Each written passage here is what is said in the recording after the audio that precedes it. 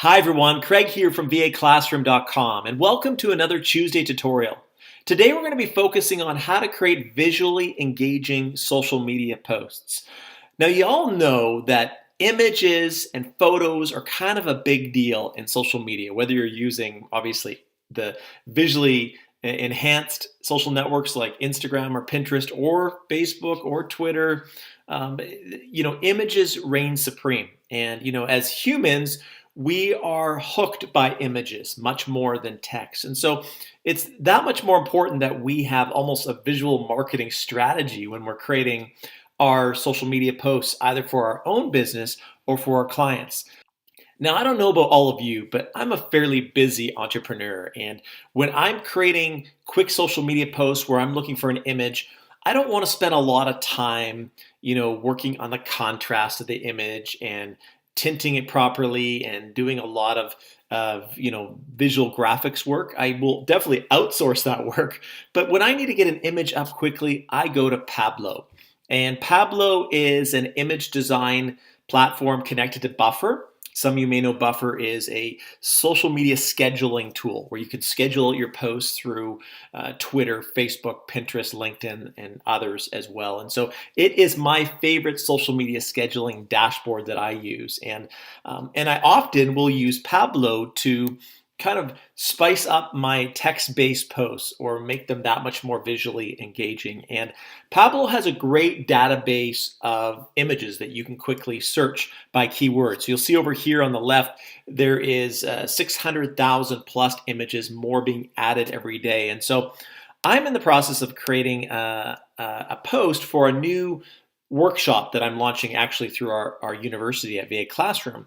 And so I'm looking for an image related to packaging because the workshop's on packaging, pricing, and positioning your virtual assistant service. And so I want to come up with some image related to packaging. And so I'm just going to go and put the word package in there. And let's go have a look and see what comes up. I'm just going to bring this up here. And that's kind of cool. Let me scroll down a little bit more. Don't want to make you too dizzy here. There's the image I'm looking for. So when you're creating an image and you're going to have text overlay on it, it's good to make sure that your background, there's a good contrast there. So if you're using white font, naturally you want the background to be a bit darker or have, certainly a contrast in place. Now the cool thing about Pablo, even though it's a really simple tool compared to other sort of photo editing tools like PicMonkey, Picmonkey.com, or Pixlr, Pixlr.com. Those are a little bit more advanced. Even Canva, Canva.com. Those are all really good, pretty robust image editing tools. But Pablo is simple.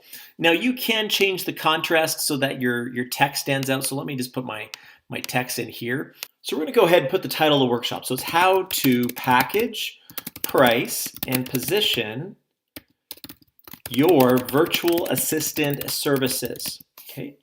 And, a couple features with Pablo, it doesn't, again, offer a lot of options, but you can certainly look at other sort of font types that might interest you. I typically like Open Sans as the one. It's under sort of in the Helvetica family. It's the one that I use for a lot of my copy.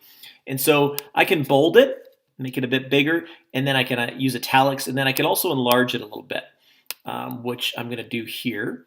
Bring it up, and I'm actually not going to bold it because it's pretty good font size there. So there it is. I can center it, I can move it around, and I can even change the color of the font if I want as well. But I'm going to keep it as white because I like the background that we have working with us there. And again, I can change the contrast. I can make it a heavier contrast, which again, you can't see the image as nice there. I can even go with a light blur, and that's not really working as well. So I'm going to just stick with a light contrast because the key is that you want your text to really pop from the image, and that's certainly what we see here with this one. So I'm happy with the image. I can also add a header if I want to text up here. I can also choose to add, I'm going to bring it back here, move it up again. I could also add a caption down here if I just wanted to put, I could put just VAClassroom.com if I wanted to brand it like that. I could add a caption, which I'm not going to need for this particular image. And as well, we can also insert a logo or graphic kind of on top of that particular image. So let me go ahead and grab a logo that we have here.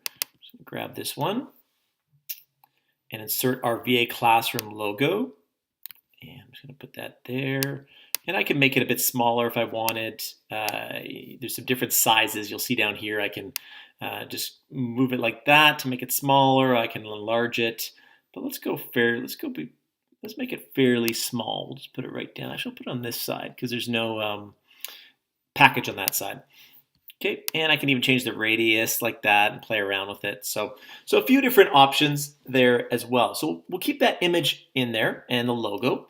And so I think we're almost ready to go. The feature here that says add quotes, I won't select this, but if I was to click on this, it would basically give me a whole variety of popular quotes from people like Mark Twain and Michelle Obama and all these quotes down through the ages. So you can actually just hit the arrow button and it'll just keep moving you through different quotes. So if you're feeling uninspired at the time and you're not sure about what you want to post, you could just look at some of the quotes here and one might kind of resonate with you. Last thing I'll show you with Pablo is you can reposition it. And if I wanted that, photo to look a little bit bigger behind, I could actually only show part of the present. And so I can change that and reposition it a little bit. But I'm going to keep it there because I kind of like the layout right now.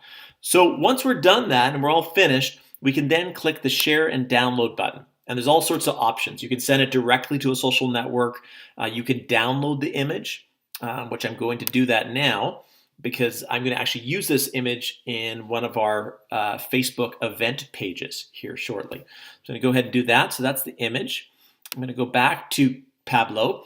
And also you can buffer your image. And if you have an account with buffer.com to schedule your social media posts, if I go buffer your image, it will automatically insert this image into a social media post that I can then schedule out.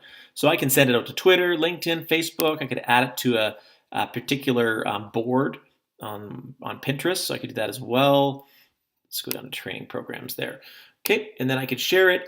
And as you look at the image, you'll think, well, it looks crunched, that it's not going to come out nice. But if you actually select it, this is what it will look like. You can see that it's clear and it's crisp and it looks really, really good.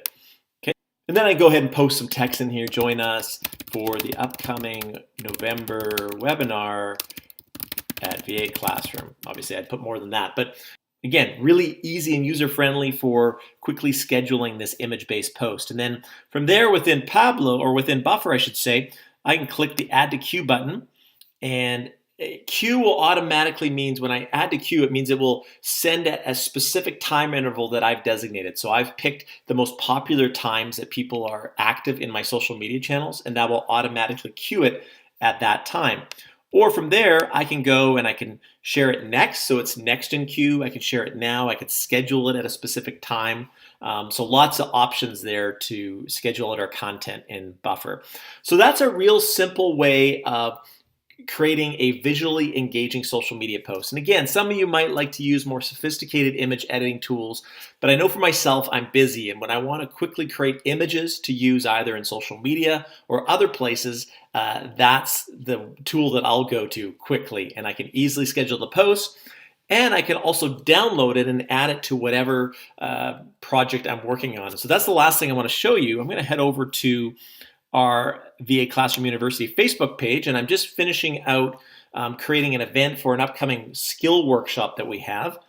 And I'm going to add the event photo. I'm going to use exactly the one that I just created. I'm going to bring this up here. Just go to my downloads, and I'm going to grab that image.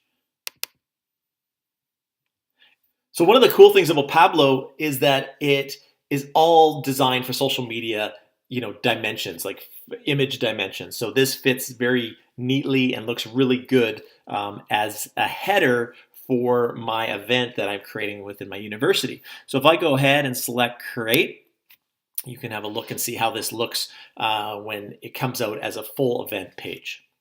So there you have it. It hasn't really reduced much of the quality, looks really good. And again, this is a very easy way to quickly create images, quickly schedule social media posts, but also use the images for other purposes such as this as well. Hope you found this tutorial helpful. Definitely check out Pablo at Pablo, Pablo buffer.com. Also go to buffer.com and look at the social media scheduling tool if you're not familiar with it. It's a great tool and one that might benefit you a lot. Thanks for tuning in. We'll see you in another tutorial soon.